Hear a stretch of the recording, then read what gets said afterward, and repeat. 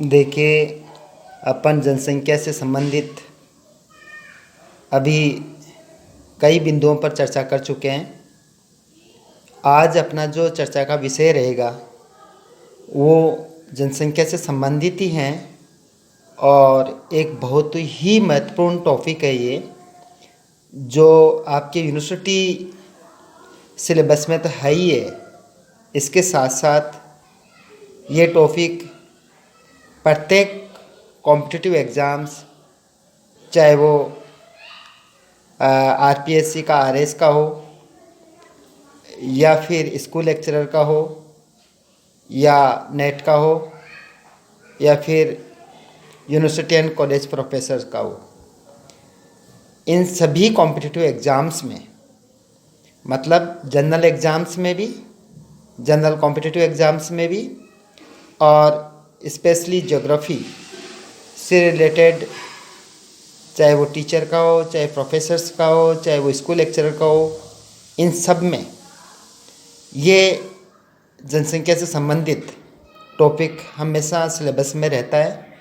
इसलिए आप लोगों को बहुत ही ध्यान से इस टॉपिक को समझना है। तो आज का अपना जो टॉपिक है वो है प्रिंसिपल और थ्योरीज ऑफ पॉपुलेशन, मतलब जनसंख्या से संबंधित सिद्धांत। जनसंख्या से संबंधित सिद्धांतों का मतलब ये है कि जनसंख्या और संसाधनों के बीच में परस्पर क्या रिलेशन है। जनसंख्या और संसाधनों के पारस्परिक संबंधों का जो अध्ययन है, ये अध्ययन बहुत ही प्राचीन काल में प्रारंभ हो गया था, लेकिन जनसंख्या और संसाधनों का के अध्ययन का जो सिस्टमेटिक जो अध्ययन प्रारंभ हुआ, ये अध्ययन प्लेटो के समय से प्रारंभ हुआ। प्लेटो के बाद में सबसे पहले इस पे प्रारंभिक स्तर पर जो जनसंख्या और संसाधनों के परस्पर इंटर रिलेशन या जनसंख्या का जो सिद्धांत है वो दिया था माल्थस ने। माल्थस का सिद्धांत बहुत फेमस हुआ था विश्व में, लेकिन इनके बाद में इनकी आलोचनाएं प्रारंभ हुई माल्थस के जनसंख्या संबंधी सिद्धांत की, और कई डेमोग्राफर्स या जनसंख्या भूगोलवेताओं ने या जनसंख्या विदों ने अपने अन्य सिद्धांत भी दिए। तो अध्ययन की दृष्टि से अपन जनसंख्या के संबंधित या जनसंख्या वृद्धि से संबंधित जो सिद्धांत है, उन सिद्धांतों को दो भागों में बांट सकते हैं या बांटते हैं। देखिए, अपना जो टॉपिक है ये है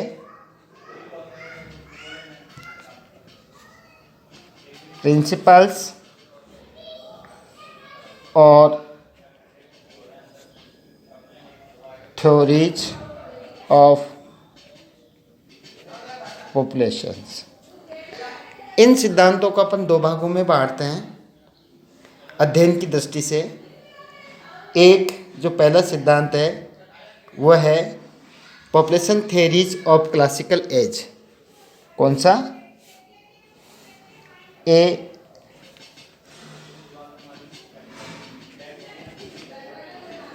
population theories of classical as, मतलब चीड़ समकालीन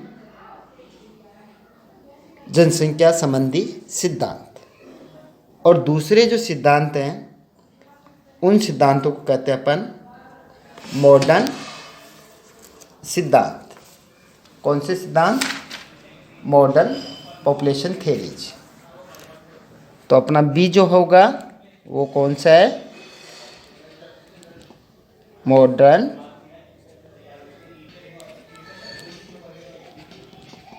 पॉपुलेशन थ्योरीज, आधुनिक जनसंख्या सिद्धांत और चिर समकालीन जनसंख्या संबंधी सिद्धांत। जो चिर समकालीन है या क्लासिकल एज के जो जनसंख्या संबंधी सिद्धांत हैं, उन सिद्धांतों में सबसे महत्वपूर्ण जिसका जिक्र मैं पहले आप लोगों को कर चुका हूँ कि सबसे महत्वपूर्ण सिद्धांत माल्थस ने दिया था। और जो माल्थस हैं, इनका सिद्धांत विश्व में सर्वसम्मति से स्वीकार किया गया था और इसकी बहुत ही ये फेमस हुआ था। लेकिन बाद में चूँकि प्रत्येक चीज़ की आलोचनाएं होती है, क्रिटिसाइज होती है, कुछ कमियां निकलती है और नए विचार भी आते हैं, तो माल्थस का सिद्धांत क्लासिकल एज का सबसे पहला सिद्धांत है और बहुत ही आज भी इसकी प्रासंगिकता है और इसको स्वीकार किया जाता है। तो पहला जो सिद्धांत है वह है Malthusian theory of population. Classical as में पहला कौन सा है?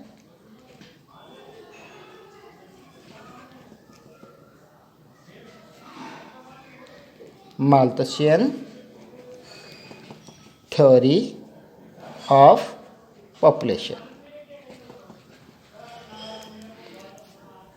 माल्थस का जनसंख्या संबंधी सिद्धांत।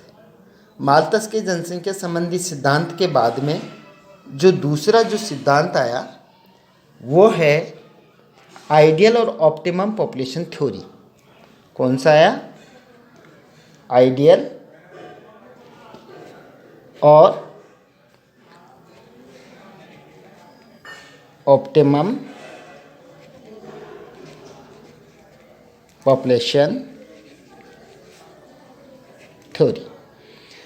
इसको कहते हैं आदर्श या अनुकूलतम जनसंख्या सिद्धांत।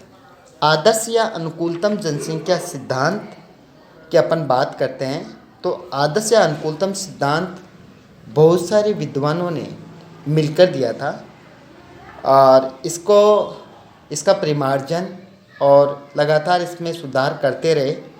तो इसमें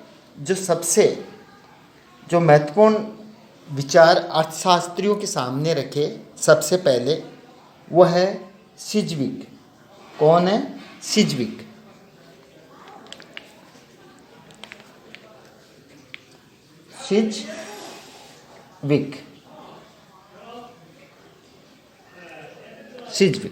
सिजविक ने ही सबसे पहले अर्थशास्त्रियों के सामने जो है अनुकूलतम जनसंख्या से संबंधित अपने विचार रखे।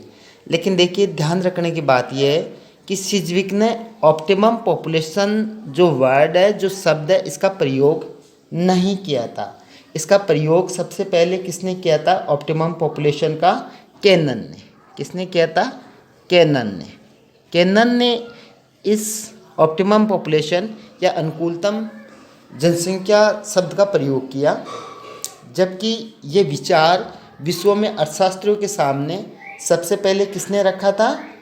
सिजविक ने। ठीक है, सिजविक ने विचार रखा, बल्कि नाम दिया केनन ने। लेकिन इसको बहुत ज़्यादा आगे किसने बढ़ाया?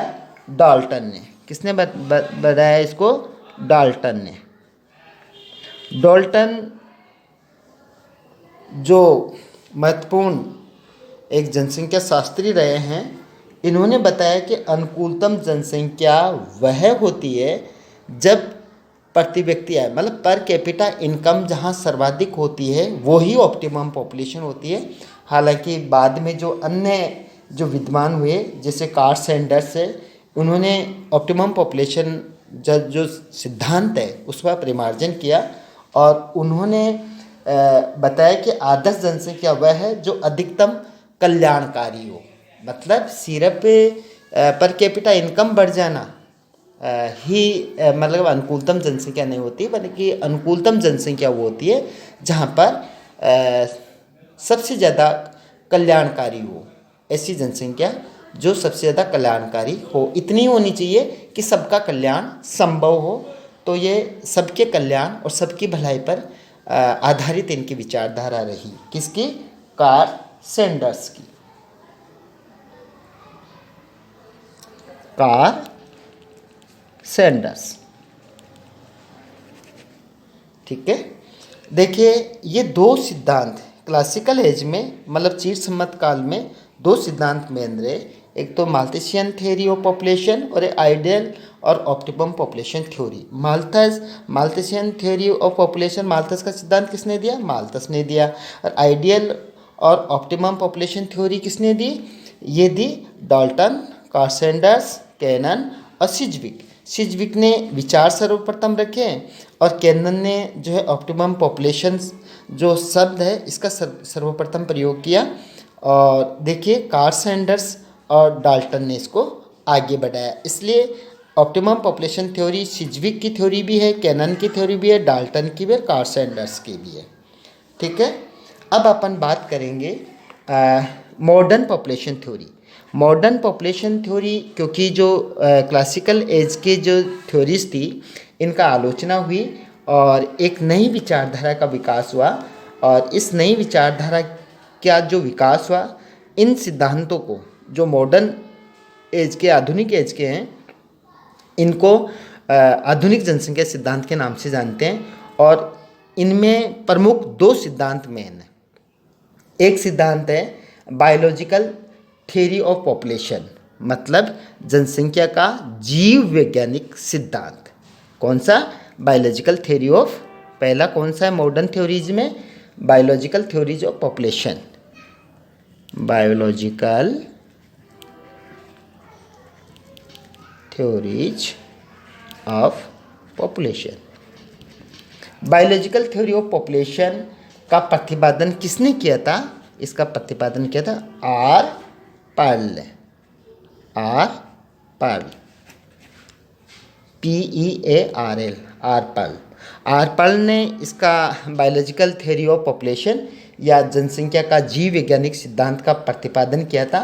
और इसको जो बायोलॉजिकल थ्योरी ऑफ पॉपुलेशन है या जीव वैज्ञानिक सिद्धांत जनसंख्या का, इसको लॉजिस्टिक कर्व थ्योरी के नाम से भी जानते हैं। किसके नाम से?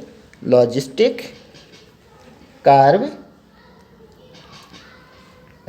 थ्योरी के नाम से भी इसको जानते हैं, मतलब वृद्धि घात वक्र रेखा सिद्धांत के नाम से भी इसको जानते हैं। दूसरा जो मॉडर्न पॉपुलेशन थ्योरीज, जो आधुनिक जो सिद्धांत जनसंख्या से, उनमें पहला तो जीव वैज्ञानिक सिद्धांत हो गया और दूसरा जो महत्वपूर्ण सिद्धांत है वह है डेमोग्राफिक ट्रांजिशन थ्योरी। कौन सा? डेमोग्राफिक ट्रांजिशन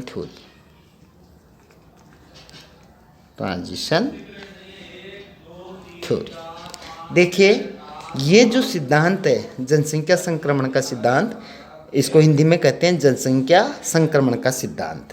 किसको? डेमोग्राफिक ट्रांजिशन थ्योरी को क्या, किस नाम से जानते हैं हिंदी में? जनसंख्या संक्रमण का सिद्धांत या जनसंख्या संक्रमण सिद्धांत।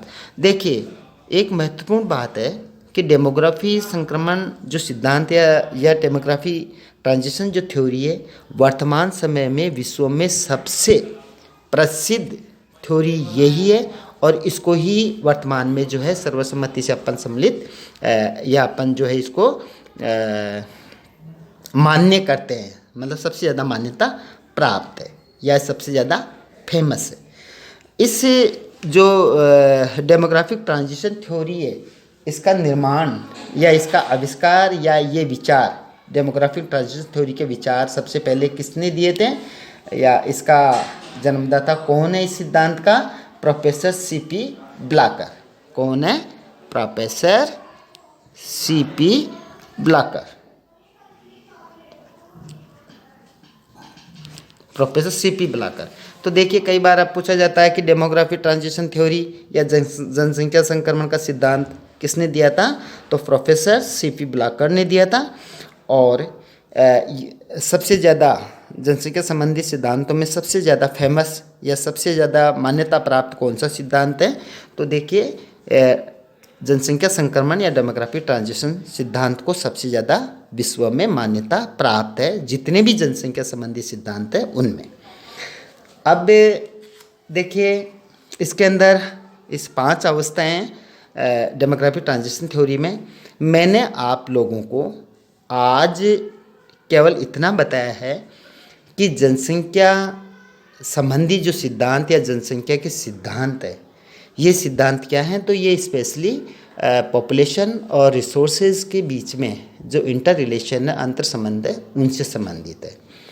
और इन सिद्धांतों की आउटलाइन आप लोगों को दी कि जनसंख्या संबंधी सिद्धांतों का आविष्कार कब हुआ, तो देखिए इनका क्लासिकल एज में सिस्टमेटिकली क्लासिकल एज में चीरसमत काल में इनका अवकाश हुआ। हालांकि बहुत प्राचीन समय से ही जनसंख्या और संसाधनों के बीच का अध्ययन चल रहा था, लेकिन प्लेटो के बाद में जो माल्थस ने सबसे पहले जो है माल्थस ने अपना जनसंख्या संबंधी सिद्धांत दिया, जो बहुत फेमस हुआ था। और चीरसमत काल में ही आप लोगों को मैंने बताया कि ऑप्टिमम पॉपुलेशन थ्योरी भी इसी क्लासिकल एज में ही आई, और उसके बाद में मॉडर्न पॉपुलेशन थ्योरीज आई। और इनमें मुख्यतया दो, एक लॉजिस्टिक कर्व थ्योरी और बायोलॉजिकल थ्योरी ऑफ पॉपुलेशन, जो कि आर पार्ल ने दी थी, और दूसरा डेमोग्राफी ट्रांजिशन थ्योरी। आज का उद्देश्य सिर्फ इतना है कि जनसंख्या से संबंधित सिद्धांत क्या है और जनसंख्या से संबंधित सिद्धांत कौन कौन से हैं, इनकी अपन डिटेल में बिल्कुल नहीं गए हैं। एक सिर्फ अपन ने इनके संबंध में एक आउटलाइन ली है। और अब जो नेक्स्ट अपना जो लेक्चर होगा या व्याख्यान होगा, उसमें अपन 1 बाय 1 प्रत्येक सिद्धांत, क्योंकि प्रत्येक सिद्धांत का समझाने के लिए कम से कम 1 घंटा या कम से कम इससे अबाउ टाइम चाहिए, लेकिन फिर भी अपन कोशिश करेंगे कम से कम समय में प्रत्येक सिद्धांत को एक एक करके समझने की। तो अपन नेक्स्ट व्याख्यान में अपन जनसंख्या से संबंधित जो सिद्धांत है उनका एक एक करके अध्ययन करेंगे। ठीक है, आज बस इतना ही। Thank you so much.